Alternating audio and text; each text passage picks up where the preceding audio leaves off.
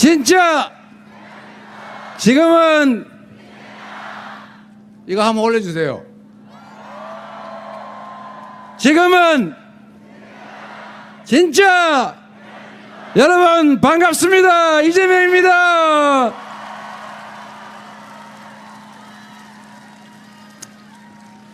우리 아무리 그래도 의왕과천 안양군포 4개 시민 여러분이 다 오신 것 같습니다. 감사합니다. 반갑습니다.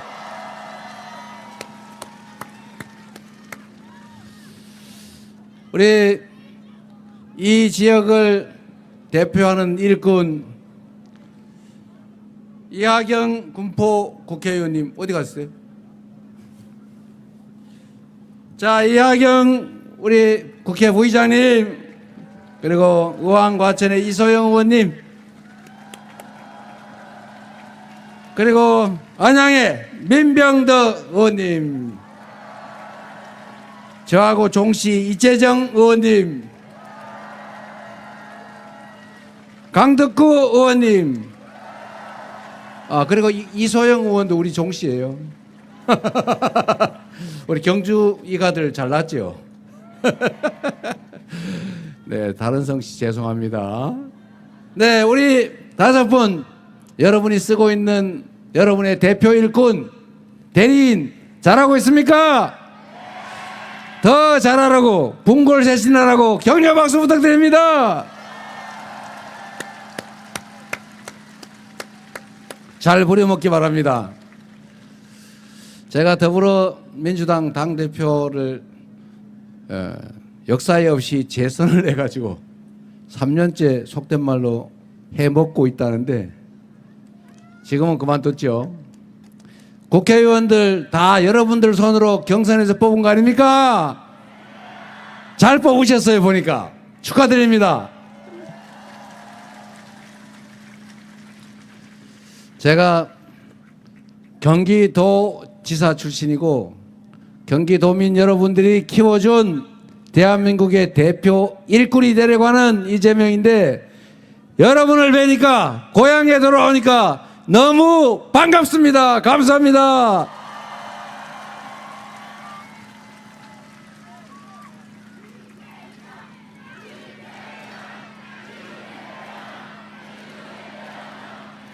너무 많이 오셔가지고 박자가 잘 안 맞군요. 감사드립니다. 6월 3일 멀기도 하고 가깝기도 한데 정말로 가슴 떨리는, 가슴 졸이는 중요한 순간 아닙니까? 이번 6월 3일은 이재명이 대통령이 되느냐 김문수가 대통령이 되느냐 그런 선거가 아니죠. 그건 중요하지 않습니다. 대한민국이 다시 회복해서 성장하는, 그래서 기회 부족 때문에 싸우지 않는 그런 세상으로 되돌아갈 것인지, 아니면 지금처럼 절망적인 상황이 계속되다가 어느 구렁텅이에 빠질지 모르는 절망이 계속될지, 그게 결정되는 순간 아닙니까? 헌정 질서를 회복할 것이냐, 내란으로 국민이 맡긴 총칼로 국민의 생명과 권력을 빼앗으려 한 이 대명천지의 군정을 통해서 영구 집권하려던 그 세력이 되돌아올 것이냐가 결정되는 역사적인 분기점 아닙니까? 여러분 손에 여러분의 미래도, 여러분의 자녀 인생도, 이 나라의 운명도 달린 것입니다. 그러나 여러분, 투표는 총알보다 강하다. 여러분이 역사의 주인이고 위대한 역량을 가진 여러분이 새로운 대한민국의 도약의 역사를 다시 열어 젖힐 것이다. 맞습니까?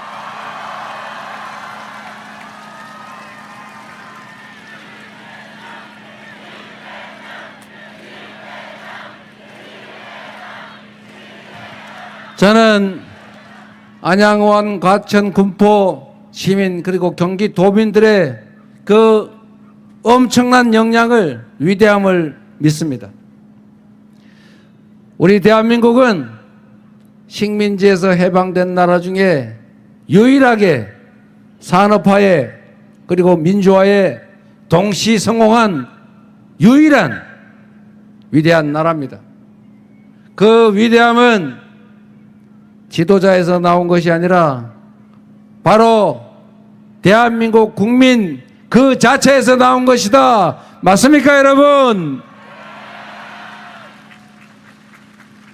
이 한반도 역사에서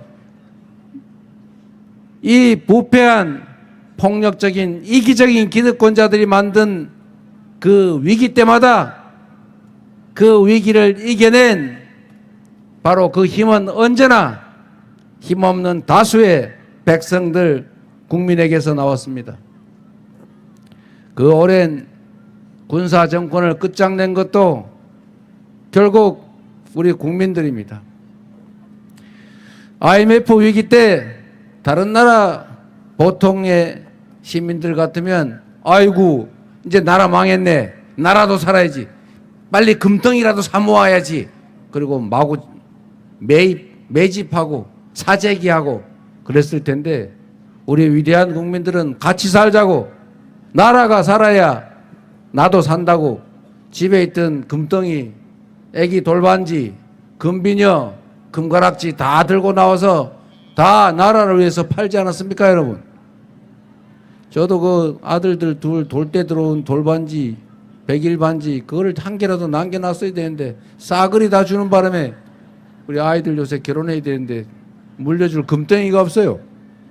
그러나 여러분, 그 저력을 본 전 세계인들이 저 대한민국이 결코 망하지 않겠구나, 잠깐의 위기를 겪지만 결국은 다시 살아나겠구나 믿었고, 결국은 위대한 지도자 우리 김대중 대통령 함께 우리 국민들이 이겨내지 않았습니까?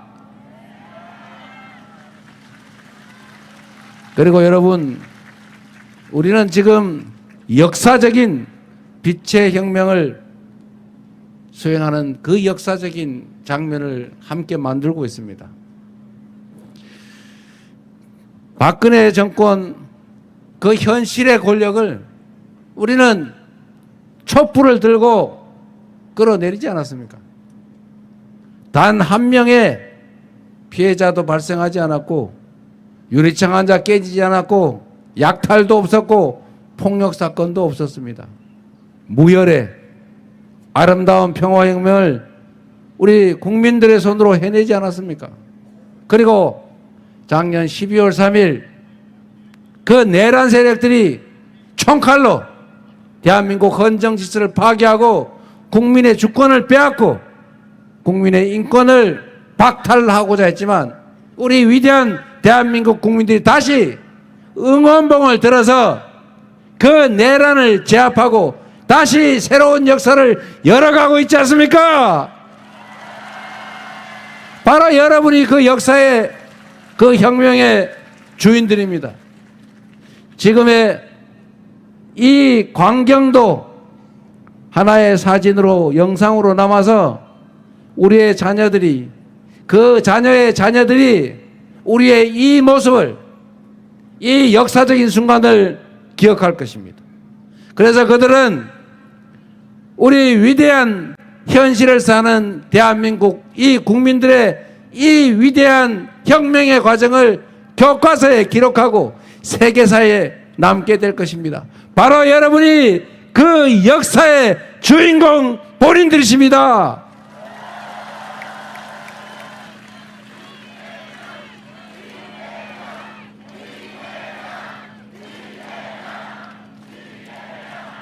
여러분, 우리가 지금 잠시 어려움을 겪지만 이 어려움도 걸음이 되고 바탕이 토대가 돼서 다시 회복하고 다시 성장하면서 국민이 함께 행복한 길을 만들어 갈 것입니다.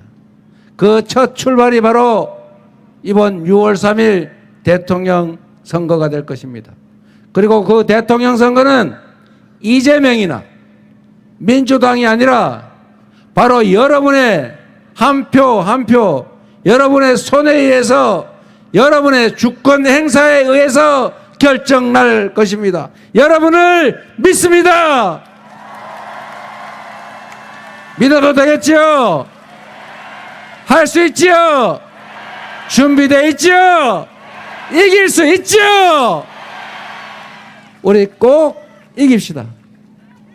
꼭 이겨서 보란 듯이 우리가 얼마나 위대한 존재인지를, 우리가 얼마나 큰 역량을 가진 위기를 기회로 만들어낼 그런 위대한 공동체 구성원임을 결과로 꼭 증명해 보입시다. 그리고 국민이 맡긴 총칼로 내란을 일으키고 그 내란을 합리화시키기 위해서 북한을 자극해서 군사적 대결을 유도하려 했던 외환 유치죄를 저지른 그들에게 확실한 응징을, 책임을 부과합시다. 그래서 다시는 내란을 꿈꾸지 못하도록 우리가 확실하게 책임을 물어줍시다, 여러분.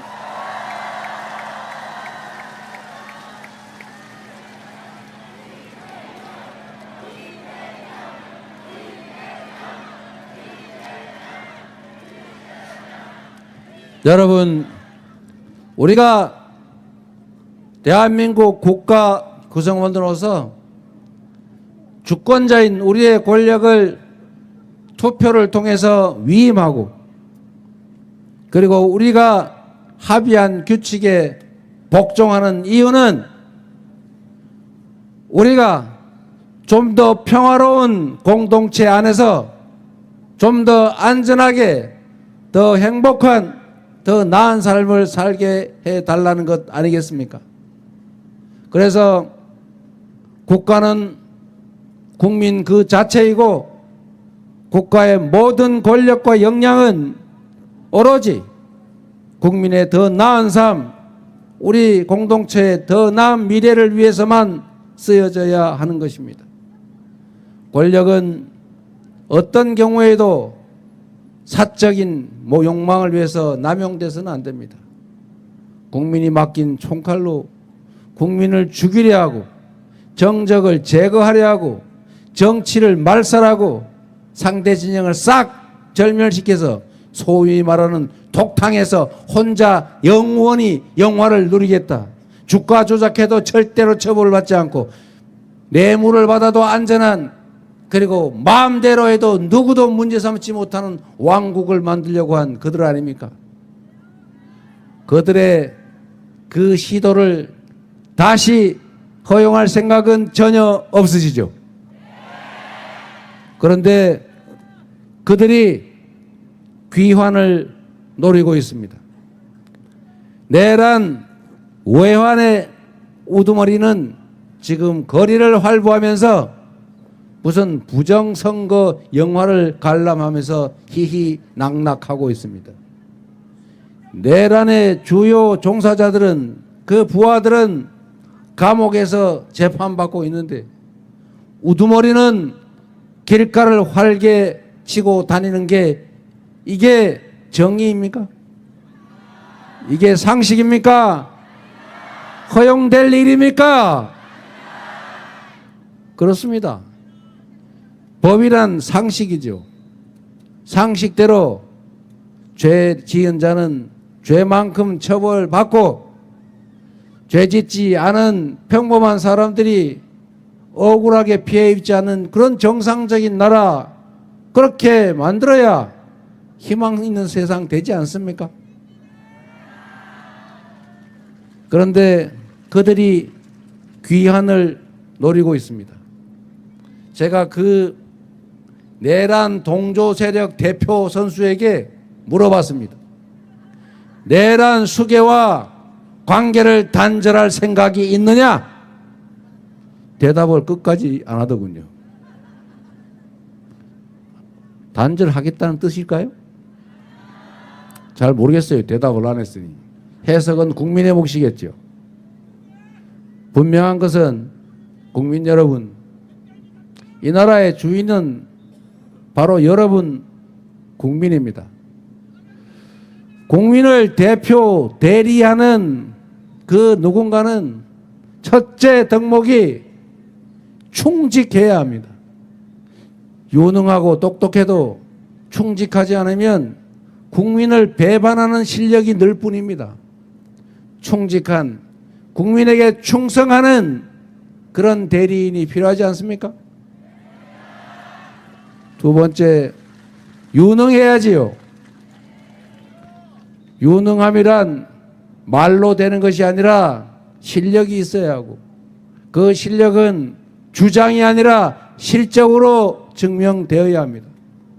충직하고 실적으로 실력을 증명한 유능한 대한민국 대표 일꾼감 누굽니까, 여러분?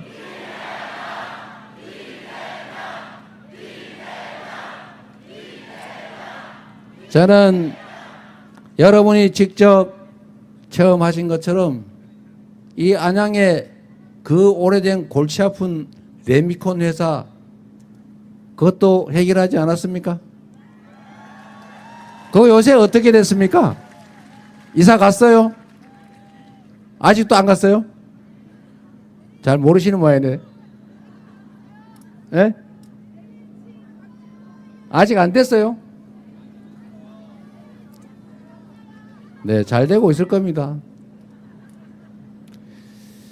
저는 똑같은 공무원들, 똑같은 조건에서 성남을 안양 시민들이, 산 넘어 과천 시민들이 성남으로 이사 가고 싶어 할 만큼 성남을 바꾼 실적을 보여드렸고, 짧은 3년의 경기도지사 동안 경기도를 전국에서 가장 선망하는 제1의 도시로 만들었고, 그리고 맨날 편갈라서 계파 싸움하고 당원들의 의사가 제대로 반영되지 않던 그런 민주 없는 민주당이라 불리던 더불어민주당을 당원 중심의 유능한 이기는 정당으로 만들어서 대한민국 정치사 최고의 성과를 내지 않았습니까? 이제 저에게 대한민국을 경영할 기회를 주시면 이 헌정 파괴 세력들의 책임을 확실하게 묻고 회복을 넘어서서 지속적으로 성장하는 국민을 통합하고 국민이 행복한 진정한 민주공화국, 진짜 대한민국을 만들어서 확실하게 보답 드리겠습니다.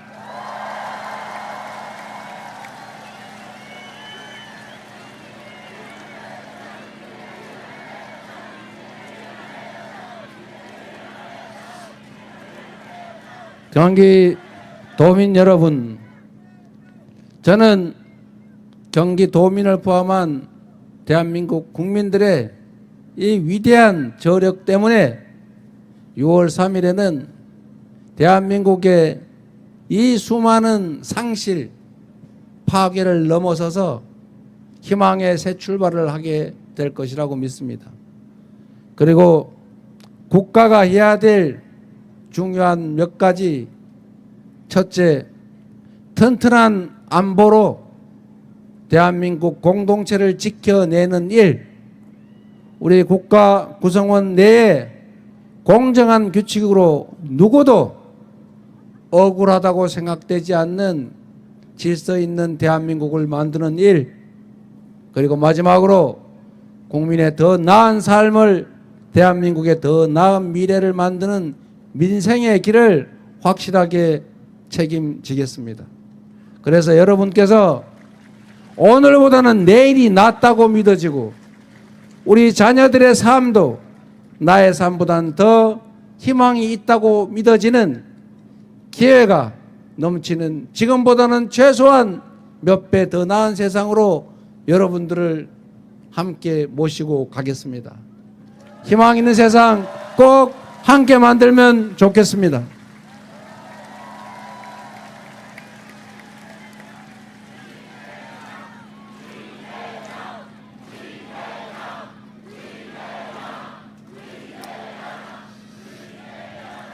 우리 대한민국 국민 여러분, 안보는 보수다, 이런 소리 많이 들어보셨는데, 분명하게 얘기하면 언제나 우리 민주정권이 국방비 지출 규모가 훨씬 더 많았다.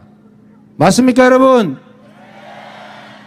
그리고 바람직한지 아닌지는 모르겠는데 여러분도 인터넷에다가 한번 쳐보세요. 이 민주정권이 집권한 기간 동안 북한에 지원한 현금이 많은지, 보수 정권이 집권한 기간 동안 지원한 금액이 많은지. 민주정권을 북한에 퍼줬다고 맨날 비난했는데, 제가 아는 바로는 보수 정권 시절 지원 금액이 훨씬 더 많았어요. 안보, 대한민국 공동체를 지키는 정말로 중요한 일 아닙니까? 이 안보를 대한민국 국민과 대한민국 자체를 위한 것이 아니라 특정 정치 집단의 이익을 위해서 왜곡했다면 그거 얼마나 큰 범죄입니까? 북한에 선거에 불리하니까 휴전선에서 총 좀 쏴달라고 돈 주고 부탁한 거 누가 한 겁니까? 총풍 사건이라고 소위 보수 정권이 저지른 일 아닙니까? 우리 민주당 정권이 북한에 돈 줄 테니까 총 쏴달라고, 대한민국 안보에 위협을 가해달라고 한 적 있습니까? 민주정권이 북한이 남한 쪽에 군사적 도발을 하라고 돈 주는 거 안 되니까 이번에는 코브라 헬기 동원해서 비행 금지 구역을 날면서 북한군 들으라고 원점 타격하라, 이런 방송하고 다녔습니까? 이 보수 정권은 이번에 저는 비상계엄의 근거를 만들려고 그랬던 것으로 판단이 되는데, 비행 금지 구역에 코브라 헬기들이 편대를 지어 나르면서 북한 들으라고 개방된 무전으로 그런 이상한 무전 교신했던 거 드러나지 않았습니까? 이게 안보를, 국민과 국가를 위해 가장 중요한 안보를 자신들의 정치적 이익을 위해서 훼손한 것 아닙니까? 안보는 보수, 순, 거짓말이었죠. 안보가 중요한데 안보는 민주당이다. 맞습니까? 안보를 결코 특정 정치 집단의 이익을 위해서 훼손하지 않는 강력한 국방력, 강한 국방산업, 방위산업으로, 그리고 국익을 우선하는 실용적 외교로 한반도를 평화롭게 유지하고 진정한 안보를 이뤄낼 민주당 정권, 이재명 정부, 여러분이 만들어 주시겠습니까?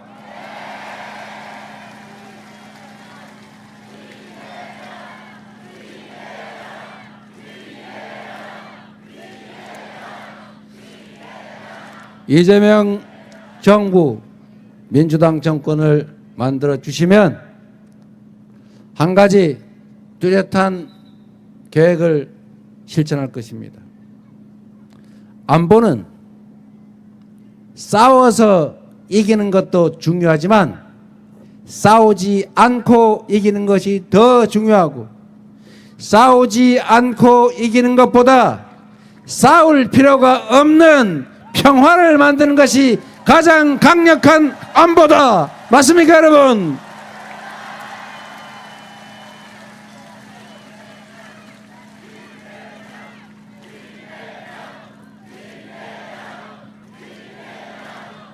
강한 국방력 받침 위에 한미 동맹을 좀 더 심화 발전시키고 그 토대 위에서 북한을 협박하고 강대강 대치를 능사로 삼는 것이 아니라 대화하고 소통하고 공존하고 협력하면서 평화로운 한반도를 만들어 진정한 안보를 확실하게 만들어 내겠습니다, 여러분.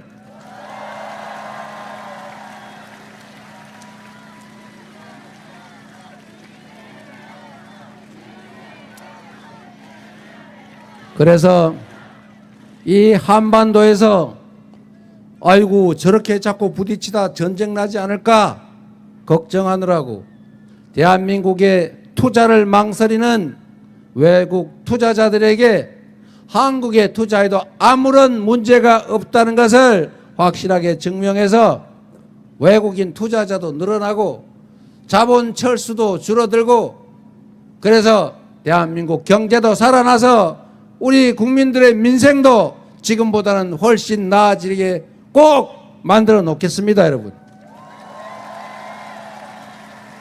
두 번째, 또 하나 중요한 것은 우리 사회 구성원들 사이에 믿음과 신뢰, 협력이 가능해야 합니다.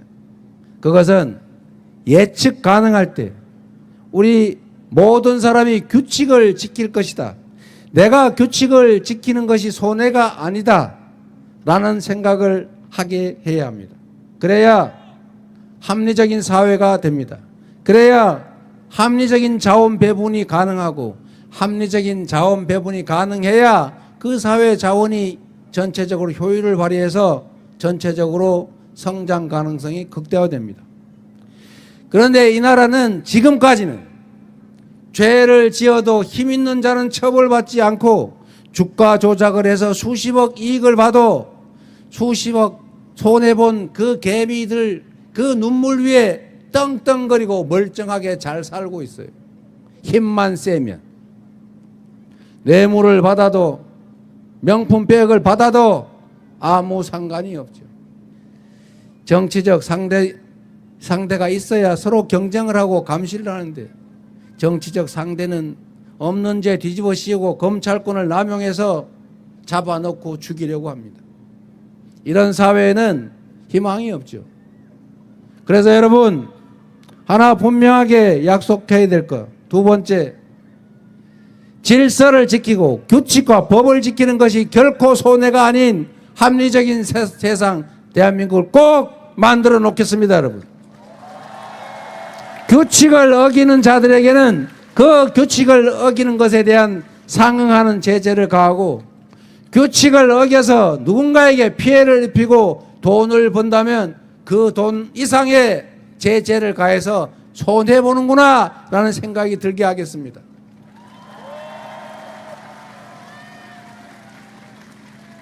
그래서 여러분 대한민국 주식시장을 떠나는 거 이제 그만하셔도 됩니다. 6월 3일에 우리 민주당 이재명이 선거에 이기면 그때는 주식시장이 가만히 놔둬도 상당 부분은 제자리로 되돌아가게 될 것이다.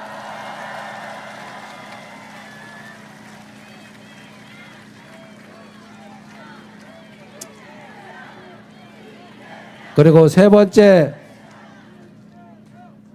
국가가 존재하는 것은 결국 우리 모두 더 나은 삶을 살기 위해서 아니겠습니까?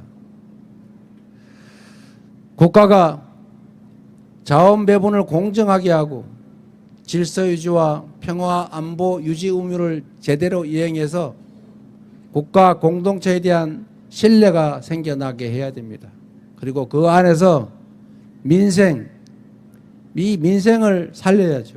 국민의 삶. 그리고 이 민생의 가장 중요한 것은 먹고 사는 문제, 경제 아니겠습니까? 지금 경제가 마이너스 성장을 했다고 해요. 1분기에. 쪼그라들었다 그 말이죠. 지속적으로 성장해도 부족할 판에 0% 정체에도 부족할 판에 아예 쪼그라들었다고 합니다. 이게 다 누구 때문입니까? 이 무능하고 무책임하고 심지어 국민의 삶과 국가에 무관심한 이 잘못된 국민의힘 정권, 윤석열 정권 때문 아니었습니까? 이제 그들이 다시 돌아오려 합니다. 그들의 귀환을 막는 것은 그들에게 권력을 다시 주는 문제 또는 이재명과 민주당에게 기회를 주지 않는 문제가 아니라 바로 여러분, 우리 국민 스스로 삶에 관한 문제인 것입니다. 그들의 귀환을 막고 유능하고 충직한 일꾼에게 대한민국 살림을 맡기면 국민의 삶, 민생, 경제 확실하게 개선될 것입니다. 제가 몇 가지 기본적인 말씀을 드리도록 하겠습니다. 경제란 그들이 생각하는 것처럼 그거는 시장이 알아서 하는 거야. 나 국가가 할 수 있는 일은 없어. 허리띠를 졸려맬 때는 졸려매야 돼. 경제가 나쁜 게 나라 탓이야. 어떻게 하란 말이냐? 이렇게 얘기하면 안 되는 거죠. 경제는 우리 모두가 고등학교 교과서에서 배운 것처럼 기업, 가계, 정부, 생산, 소비, 조정 이 주체가 조화롭게 역할을 해야 살아나는 것입니다. 민간 경제가 너무 화랑이면 정부가 나서서 눌러줘야죠. 이자율을 올린다든지 통화 공급을 줄인다든지 규제를 강화한다든지 부담을 늘린다든지 살짝 눌러야죠.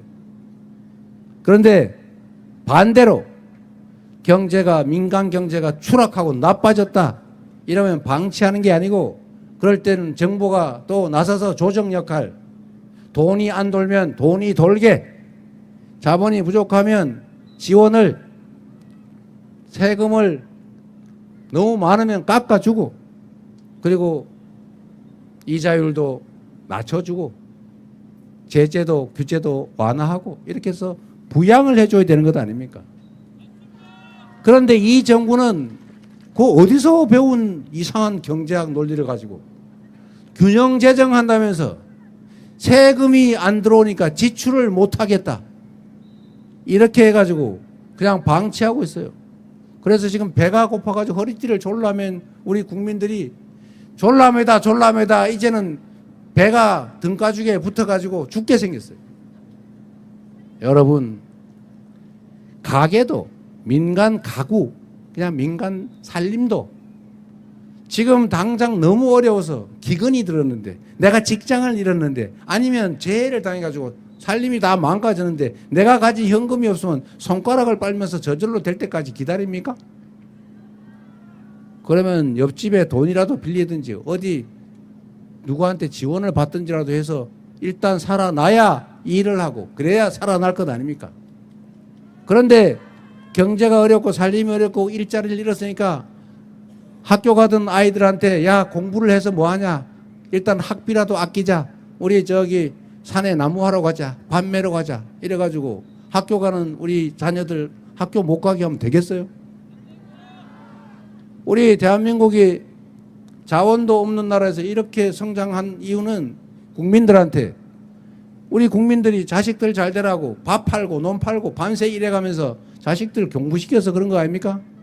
빚내가지고 학교 보내서 결국은 이렇게 성공한 거 아닙니까? 그래 자식들이 돈 벌어서 아버지 빚도 갚아주고 그러는 거 아니에요? 이게 경제의 기본적 원리죠. 그런데 지금 완전히 방치해 놓고 있어요. 마이너스 성장하라고 시장이 죽고 골목이 망해가고 소비가 줄어들고 국민들이 돈이 없어 돈을 못 쓰면 지원을 하든지 투자를 하든지 해야 될 것 아닙니까? 대공황 때 뉴딜 정책이라고 하는 거 우리 다 고등학교 때 배운 거 아닙니까? 그 미국은 뭐 할 일 없어가지고 루즈벨트가 괜히 일자리 삽질해가지고 댐 만들고 못 먹는 사람들 음식 대주고 꼭 필요하지 않은 일이지만 사람들한테 공공 일자리 만들어 줬겠어요? 그래서 미국이 다시 또 살아나는 거 아닙니까? 이런 단순한 경제적 원리를 모르고 이상하게 세금 안 들어오면 지출을 못한다 이러면서 부자들 세금은 대체 왜 깎아준 거예요? 그리고 지금 그 당 그 후계자, 내란 수계 후계자, 거기는 또 부자 세금 깎아주겠다고 하는데 계산을 해보니까 그게 무슨 30조가 된다는 거 아닙니까?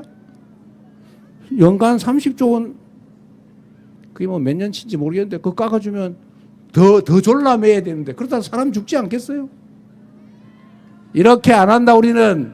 이 말씀을 확실하게 드립니다. 제대로 된 경제 지식으로 제대로 된 경제 산업 정책을 통해서 다시 무너진 경제를 살릴 겁니다. 그래야 기회가 늘어나고, 기회가 늘어나야 우리 국민 구성원끼리 좀 덜 싸우고, 그래야 세대 갈등도, 남녀 갈등도, 지역 갈등도, 수도권과 지방 간의 갈등도 조금은 줄어들지 않겠습니까?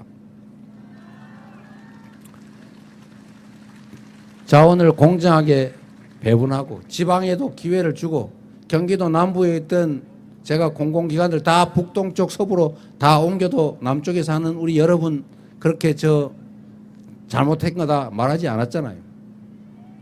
그래서 북부도 조금은 기회가 더 생기고 있지 않습니까?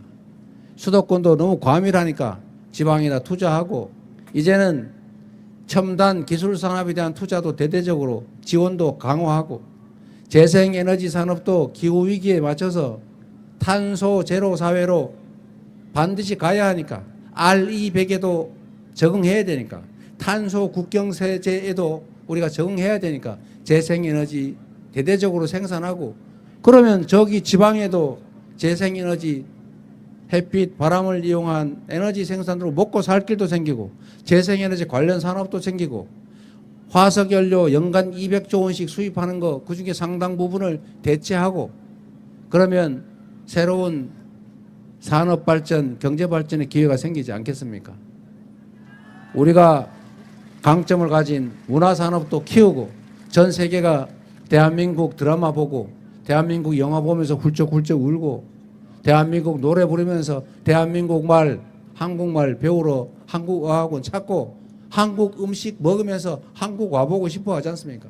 이런 걸 대대적으로 키워서 전 세계를 대한민국을 부러워하는, 전 세계가 대한민국을 부러워하는, 세계를 선도하는 나라로 우리가 갈 수 있다.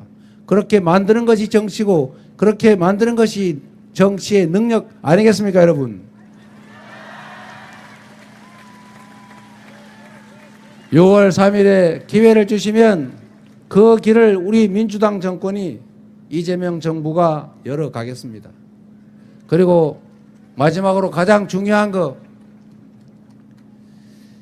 우리 국민들이 이 위대한 저력을 가지고 있지만 지금 하는 것처럼 작은 차이 때문에, 색깔 때문에, 지역 때문에, 아니면 남녀 성별 때문에, 나이 때문에 서로 찢고 볶고 싸우고 갈등하고 혐오하고 증오하고 대결하고, 그리고 상대방을 죽이려고 하고 이러면 힘이 모아지겠습니까?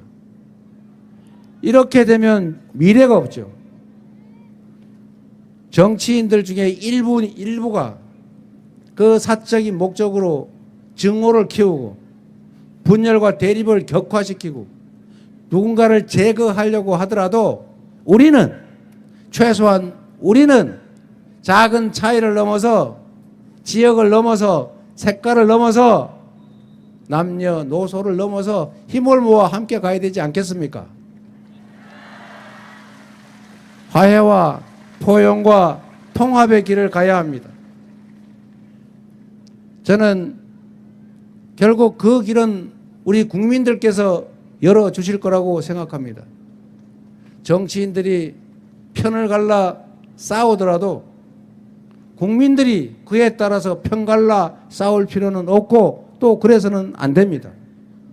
국민들은 이 나라 주인이기 때문에 이 나라 주인의 대리인들이 편을 갈라 싸우면 그 편을 갈라 싸우는 정치인들, 그 대리인들이 과연 무엇을 위해, 누구를 위해, 왜 싸우는지를 지켜보고 정말로 그중에 국민을 위해서 공공의 이익을 위해서 충직하게 자기 역할을 하는 그런 정치인들은 골라서 박수치고, 사익을 목적으로 권력을 남용하고 국민에게 충직한 정치인 일꾼에게 가해하고 대적하는 그들을 골라내서 엄중하게 책임을 묻고 징치해주면 여러분을 대신하는 그 정치인들, 그 정치 집단들이 어떻게 하면 국민들에게 더 충성하고 어떻게 하면 더 많은 성과를 내서 국민에게 인정받을지를 경쟁하는 제대로 된 정치, 제대로 된 나라가 될 것이다.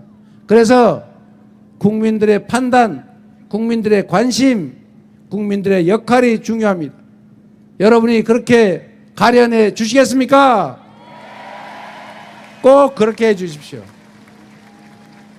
정치인들은 국민을 대신해서 일하는 모습들일 뿐입니다. 가끔씩 자신들이 국민 위에 군림하는 왕이나 지배자, 통치자로 착각하는 자들이 있습니다. 그들을 골라내야 합니다. 정치인들이 싸우면, 민주당과 국민의힘이 상법 개정을 놓고 싸우면 어디 잘못된 언론이 둘 다 나빠, 싸우는 건 다 나빠 이런다고 둘 다 비난하고 외면하지 마시고 과연 누구의 주장이 옳은지를 가려서 진정하게 국민을 위해 일하는 그 정치인들을, 그 정치 집단을 골라내 주셔야 합니다. 저는 확실하게 말할 수 있습니다. 상법 개정 원래 국민의힘이 먼저 하자고 한 겁니다. 이유는 단순하죠. 주식시장에 지배주주가 자기들한테 유리하게, 회사가 튼튼실한 암소인데 회사를 싹 갈라가지고 알맹이를 쏙 뽑아가지고 별도로 상장을 하고 그건 자기가 가지고 껍데기만 남겨요. 그럼 주주는 뭐가 됩니까? 이런 거 못하게 하자는 게 상법 개정이잖아요. 그런데 국민의힘이 하자고 해놓고 진짜 우리가 민주당이 하니까 이번에는 반대할 뿐만 아니라 거부권 행사하잖아요. 그리고 싸우면 누가 나쁜지는 모르겠는데 싸우는 건 다 나빠 이러면 민주당 힘 빠지죠. 국민을 위해 일할 필요성을 덜 느끼지 않습니까? 그래서 이럴 때는 가려서 국민의힘 나빠, 거부권 행사 나빠 이렇게 말해 주셔야 되는 거죠. 6월 3일에 우리 국민들께서 민주당과 이재명에게 기회를 주시면 민생 경제를 신속하게 회복시키고 국가의 모든 역량을 투입해서 지속적으로 성장하는 전 세계 각 부문에서 모범과 선도적인 역할을 하는 그런 선도적인 나라로 꼭 만들어서 보답드리겠다는 말씀을 드립니다. 힘을 주시기 바랍니다.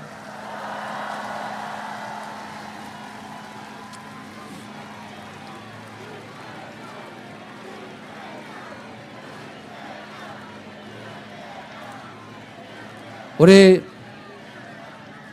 선거 캠프에 의원님들을 포함한 참모들이 뭔 연설을 그렇게 길게 하냐고, 10분만 하고 끝내라니까 왜 그래 오래 하냐고 자꾸. 그래서 오늘은 그 말을 조금만 반영해 가지고 이제 정리를 하도록 하겠습니다. 안양, 군포, 의왕 우리 시민 여러분, 안양 시민 여러분, 정말로 저는 그런 세상을 꿈꿔요.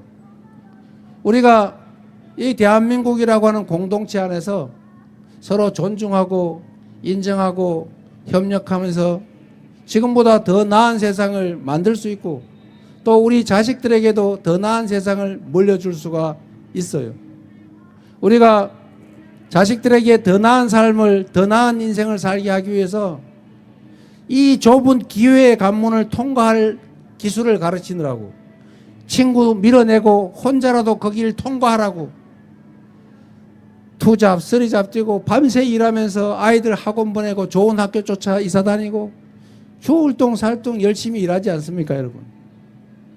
그런데 여러분, 이 좁은 기회의 관문을 통과할 능력을 키워주시는 것도 중요한데, 우리가 조금만 관심 가지면, 정치에 공공의 문제에 조금만 더 관심을 기울이면 이 좁은 기회의 문을 훨씬 더 큰 이만하게 만들 수 있고, 그럼 우리 자녀들이 친구 손잡고 함께 어우러져 그 관문을 통과할 수도 있습니다. 그게 우리 자식들한테 더 나은 세상을 물려주는 방법 아니겠습니까? 나의 더 나은 미래를 위해서, 또 우리 자녀들의 더 나은 인생을 위해서 열심히 우리는 일합니다. 남의 것을 탐한 바도 없고 누군가를 쓰러뜨리고 가해하려고 하지도 않았어요. 그러나 매우 어렵지 않습니까?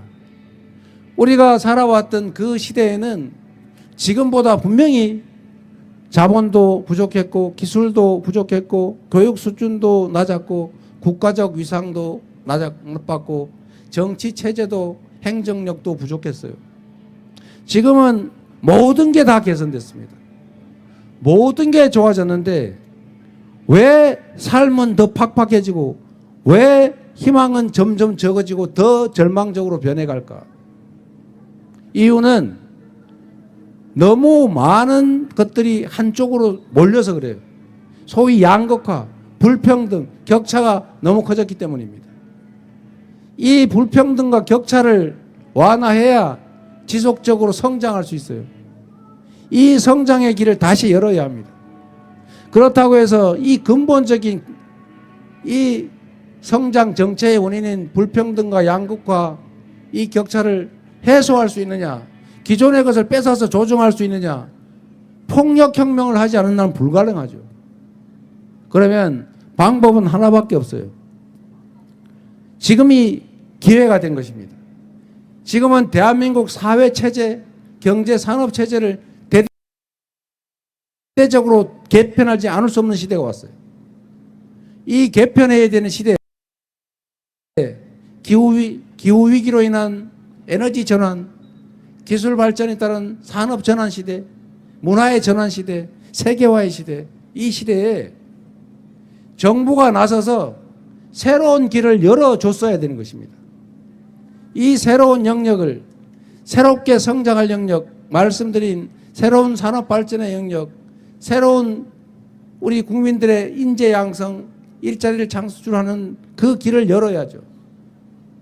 총력을 다해서 그 길을 열어서 그 새로운 길에서는 지금과는 달리 불균형 성장 전략, 특정 지역, 특정 기업, 특정 인력에게 집중 몰빵하는 그런 불균형 성장 전략이 아니라 이제는 공평한 기회를 부여하고 성장의 과실을 공평하게 나누는 그런 공평한 포용 성장 정책을 통해서 이 격차를 조금씩 완화해 가야 합니다.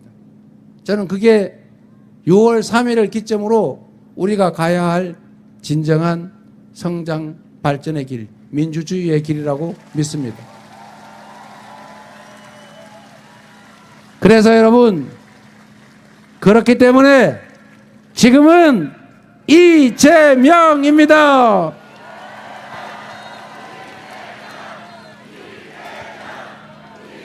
감사합니다.